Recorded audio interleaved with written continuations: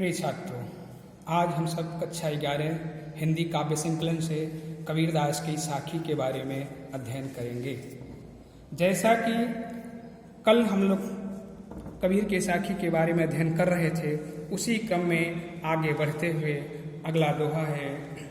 चिंता तो हरि नाव की और न चिंता दास, जे कछु चितवै राम बिन सोई काल की पास। चिंता तो हरि नाव की।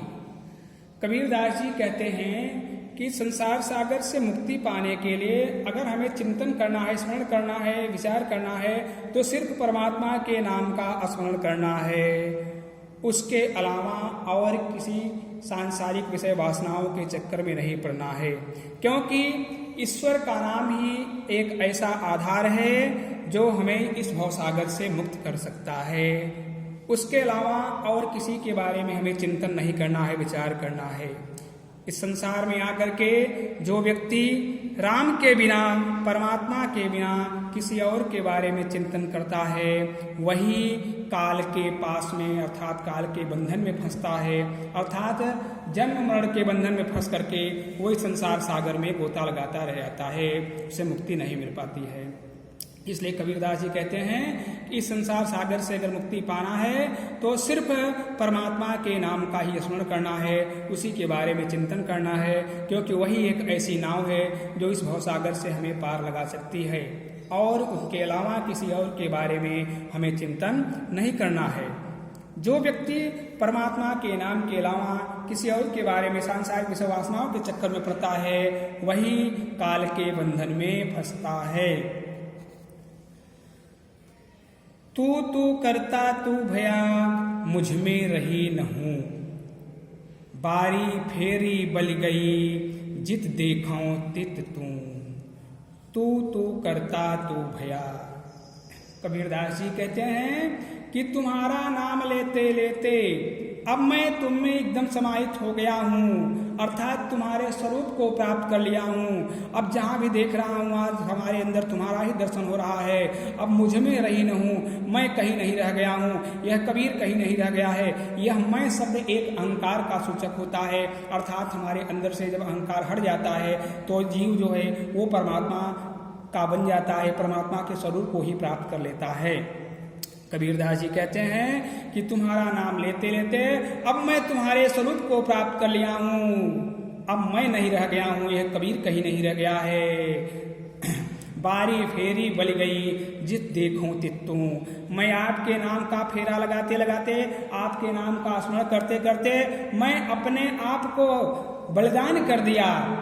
अब मैं जहाँ देख रहा हूँ वहाँ तू दिखाई पड़ रहा है, वहाँ तुम्हारा ही दर्शन हो रहा है। भाव साम्य के रूप में कबीर ने लिखा था कि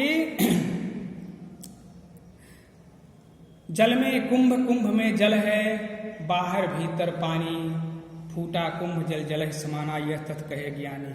अर्थात ये भी कह सकते हैं भाव साम्य के रूप में कि लाली मेरे लाल की जित देखूं तित लाल, लाली देखन मैं गई, मैं भी हो गई लाल। कबीरदास जी ने कहा कि मेरी परमात्मा का ही स्वरूप, उन्हीं की छाया सब जगह व्याप्त है, और उस छाया में उस परमात्मा के शरण में जो भी जाता है वो भी परमात्मा के स्वरूप को प्राप्त कर लेता है।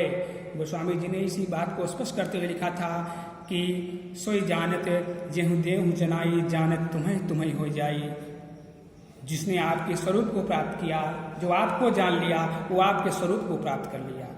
तो तू करता तू भया मुझ में रही न हूं, तुम्हारा नाम लेते लेते अब मैं तुम्हारे स्वरूप को प्राप्त कर लिया हूँ, अब मैं कहीं नहीं रह गया हूँ, अब यह कबीर कहीं नहीं रह गया है, हर जगह तू दिखाई पड़ रहा है।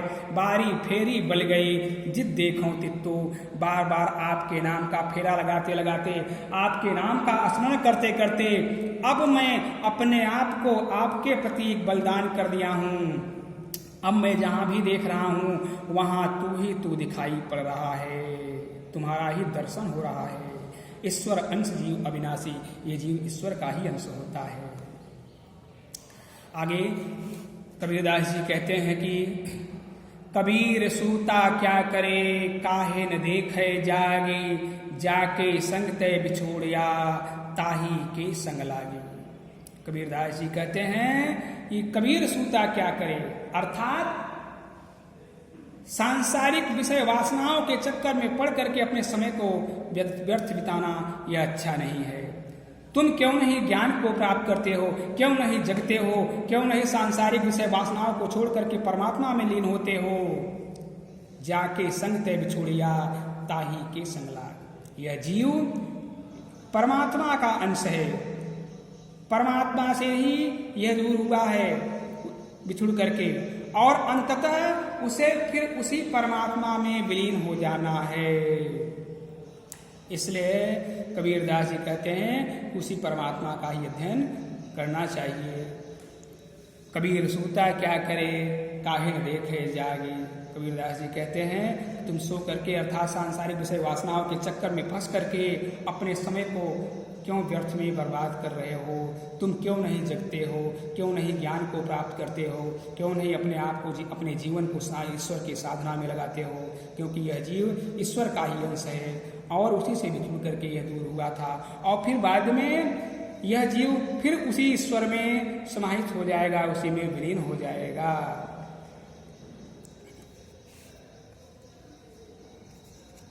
कैसो कहीं कहीं कूकिए ना सोइए असरार। कबीरदास जी कहते हैं कि जिस प्रकार से भी हो सके आप ईश्वर का नाम लीजिए,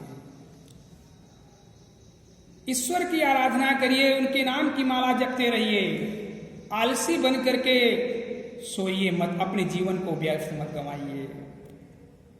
क्योंकि जब आप रात दिवस के कुकड़े कबहू लगे पुकार। कूकना सबसे है स्मरण करना, उनका नाम लेना। जब रात दिन रात दिवस दिया है, रात दिवस अर्थात विरोधी शब्द हैं, दोनों में विरोधाभास अलंकार है। रात दिवस के कुकड़े कबहू लगे पुकार। जब आप रात दिन परमात्मा का नाम लेते रहेंगे, उनको पुकारते रहेंगे, तो कभी न कभी आपकी पुकार उनके पास तक अवश्य पहुंचेगी। कैसो कहीं कहीं कुके ना सोइए सरार।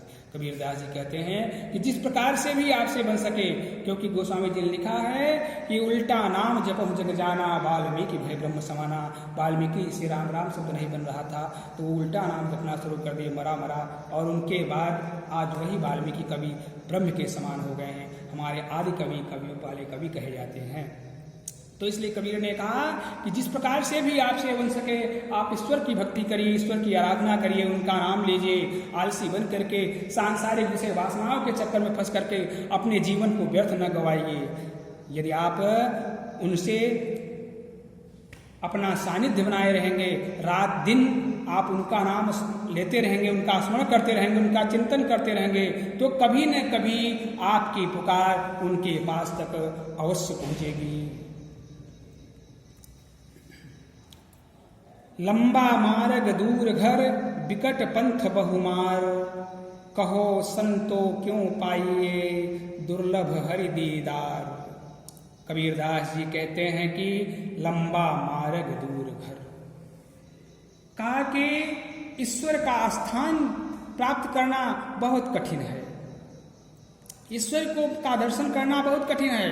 लंबा मार्ग दूर घर, उनका निवास बहुत दूर है और उस रास्ते पर चलना बहुत कठिन है।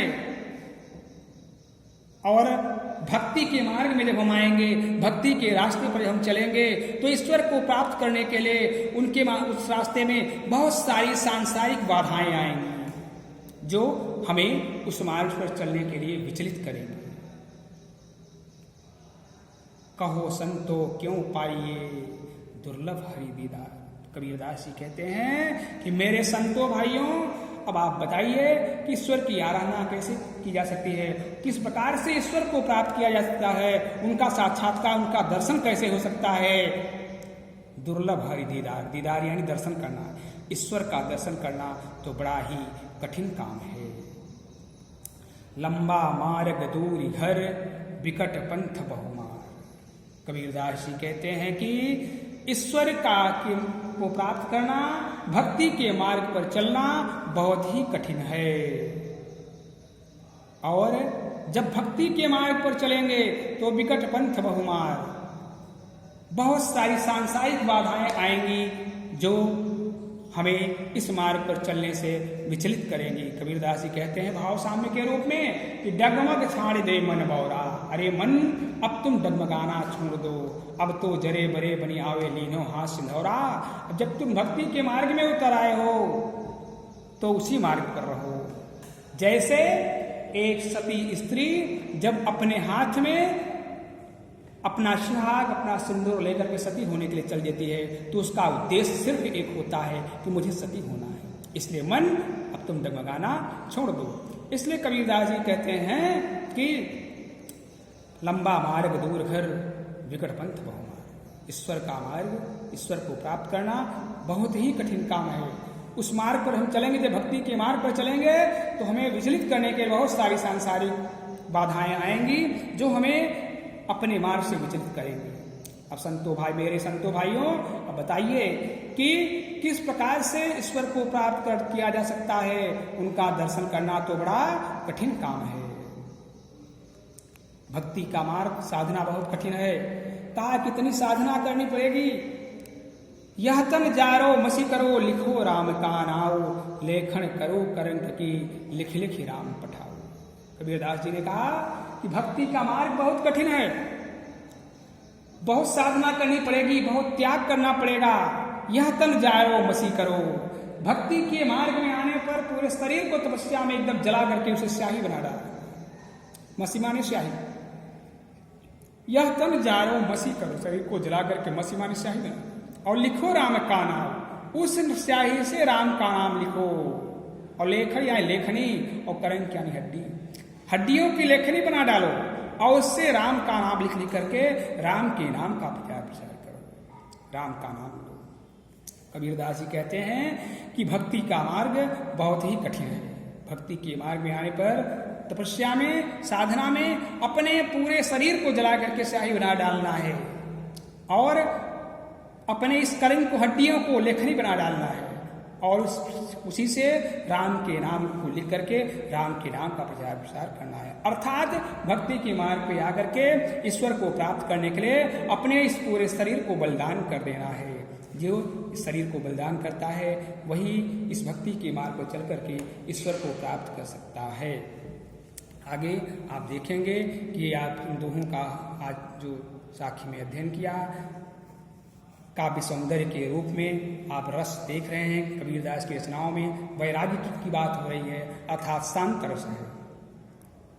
छंद में दोहा छंद है, अलंकार में कहीं विरोधाभास है तो कहीं अनुप्रास है। तू करता में देखिए आया था कि जहाँ एक सी शब्द की बार बार आवृत्ति हो रही है, अनुप्रास हो सकता है। रात दिवस के कुकड़े यानी विरोधाभास हो सकता है। इस प्रकार से अलंकार है, छंद हो गया। शब्द शक्ति लक्षणा है। यहाँ कबीरदास जी के लक्षण के माध्यम से काव्य शब्द में लक्षणा शक्ति है, गुण प्रसाद गुण है। इस प्रकार से काव्य सौंदर्य का यह तत्व हो गया। अब इसके आगे कल हम अध्ययन करेंगे।